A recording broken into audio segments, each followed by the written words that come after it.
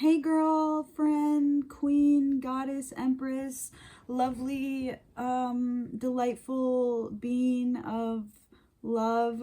So I'm making this video because I'm bleeding right now and I love bleeding and you should too. And I just want to do a quick little thing about how to use your blood because this is not something we're taught. It is something that is very intuitive, which you will find your own practice in doing, and there's no right or wrong way to use your blood and like how to get started with it. But here are just some tips and pointers. Hi, you're so cute, if this is something that you feel called to do. It's something that I have been practicing since the first day that I bled. I've always been very intrigued with this blood that we bleed because it is different than just like getting like a cut on your arm and it bleeding. The blood that we shed from our womb space is magical. It is full of stem cells, life force energy. It is creation and death. It is the ultimate superpower that we have as a woman, is during our bleeding phase, like when our intuition is the highest. And there's just so much I could say. I would start off, if I were you, by deconditioning your perception of what it is to bleed. We have been taught and programmed that it is something that's gross, it is uncleanly, it is a nuisance, it is a burden, it is something that we need to keep secretive. That it's supposed to be painful, which it's not. I can make a whole nother video on how to fix that. If you're having painful cycles, that's not normal, and that's an indication that there's an imbalance going on in your body. Bleeding is supposed to be very pleasurable, and I don't believe that there should be pain associated with the menstrual cycle. So decondition yourself to not be so freaked out. Like, it is your own body, it's your own blood, it is a part of you. Why is it so gross? We all came from the womb. Your mom bled for you, your grandma bled for you, her mother bled for you, you're bleeding for your children. If you don't want children, that's fine, but the point is, your mother bled for you before you were born, probably some point during her pregnancy with you. While she was giving birth to you, she bled for you, and then forever on after that, the line continues. And this is something from the beginning of time that women have been very, very tuned into, and we have lost that. And I'm here to just inspire you, I guess, to like get back in tune with that. So what I do, for me personally, stop using all tampons and pads. Tampons are terrible, not only because they're very toxic and contain chemicals and like additives and sometimes like weird scents and stuff, like very, very hormone disrupting. It's also getting put inside of you. While you're bleeding, you are supposed to be releasing, and a natural thing happens with gravity where it pulls the blood out, down, down, down, down, down, right? And it drips down from you. If it's being plugged up in there, it's kind of defeating the purpose of your release. Now, there are circumstances where you kind of have to like have it plugged up. Like, I don't know, like if you're a gymnast and you have like a competition or something, like you could look into a 100% natural sea sponge and use that sponge and use that inside of you. You could also use a Diva cup, which I have mixed feelings about because it is made out of silicone and it's very warm inside of our body, and silicone is like a type of plastic, and when it warms up it releases like some just like micro particles. Mixed feelings on the Diva cup. Definitely better than a tampon, because and then also it absorbs the blood, like the cup, because then when you take out the Diva cup, you have like a cup full of blood. So I know like a lot of women who do the Diva Cup because of the fact that like it's easier to collect the blood, and then you literally have all of it there and you don't like waste any of it. You can like drink it straight from there. I used to do that, rub it on your face. I mean, I still do that, but I don't use a Diva Cup anymore. You can pour it in another drink or like another thing of water, mix it into a tea, drink that. One of the best ways to use your blood is to give it to the earth and offer it back to the earth. So you can just pour it directly outside on like some plants that you love, or in the roots of a tree, or mix it in with some water and water your plants with it, put it outside, you know, just give your offering to the earth. Like the blood wants to be back in nature.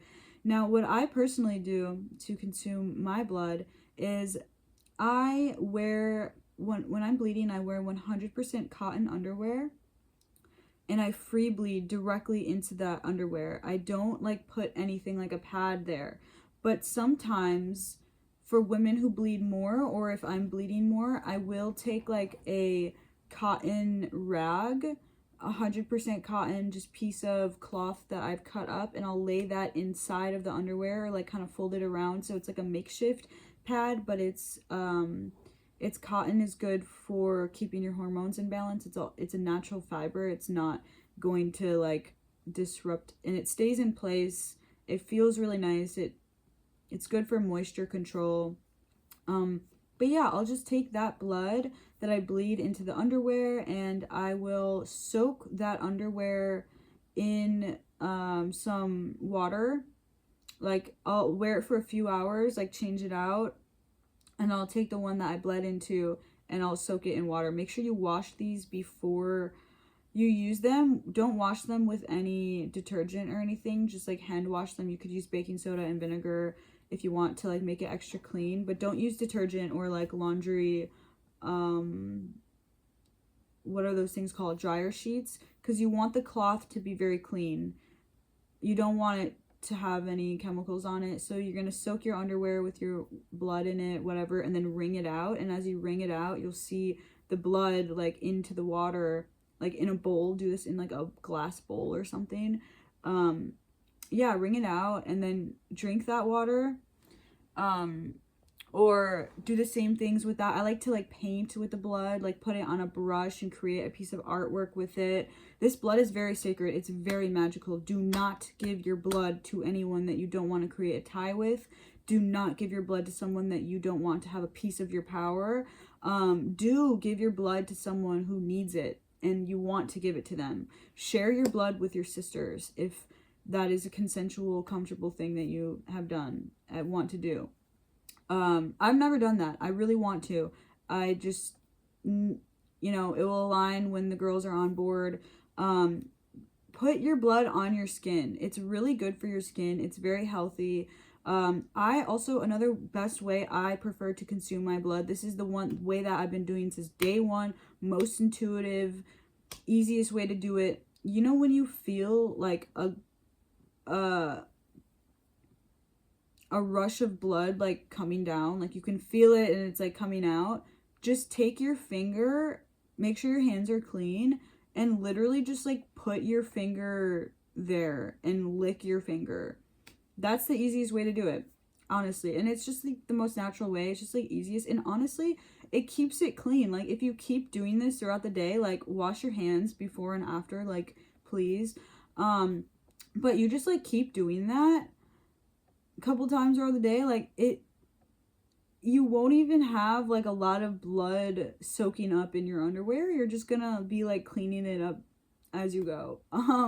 Yeah, yoni steaming is really good too, so you can look that up on your own time, or I'll make a video on it. I have like a bunch of herbs for that. Yeah, some more like magical things you can do with your blood is like bleed onto like a dried herb or a leaf and like let that dry, and then you can burn it. You can mix in your blood into your food if you want to. Mix your blood into a tea that you're making. You can heat it up, like boil it, and change the chemical like compound, like change the structure of the blood by heating it up. Mix it with honey. That's a really good one. Yeah, it's very intuitive. Like, do whatever you want with this. It's your blood, it's your life. Don't be ashamed to use it, embody it, empower yourself in your blood. There is a reason, guys, girls, there's a reason why they kept this hidden from us and that they shame women for bleeding, because that is where our power is, okay? That is where we are the strongest in our intuition and in making decisions. Like, do rituals with your blood, like figure it out for yourself. This is your practice. And like, do spells with your blood. Spells are just like intentional, whatever you put into the intention is what you're gonna get back. Simple as that.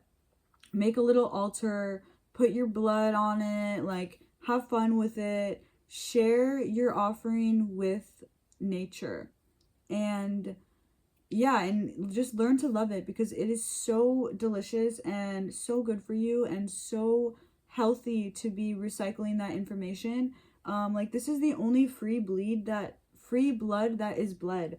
I believe that this is why so many people die these days and so much blood is shed.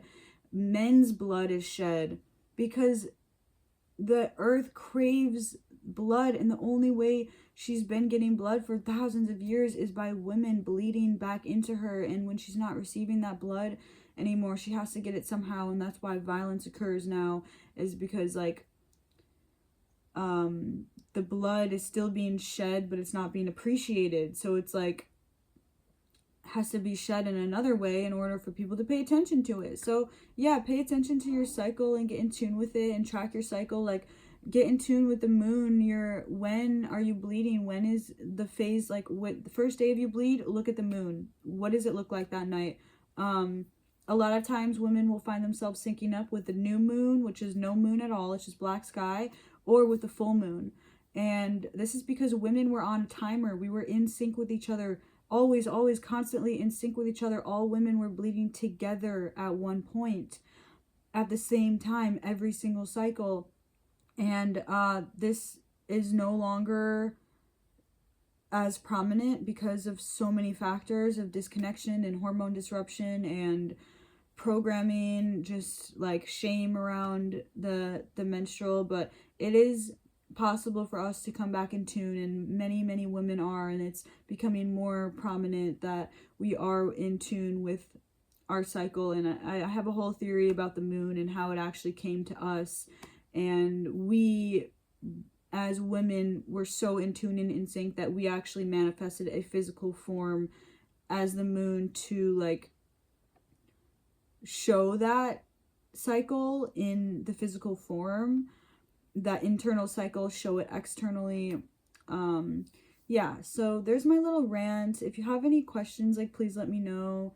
I love this topic a lot. I feel very comfortable talking about it. I want more women to know about it, and I want more women to feel okay with talking about it and comfortable sharing their experiences. And if you have any experiences, please talk to them about it. Talk to me about them, please, because I want to hear. I'm here for it. I love it. Okay, bye sis, love you. Kitty, look at the kitty. She's so cute.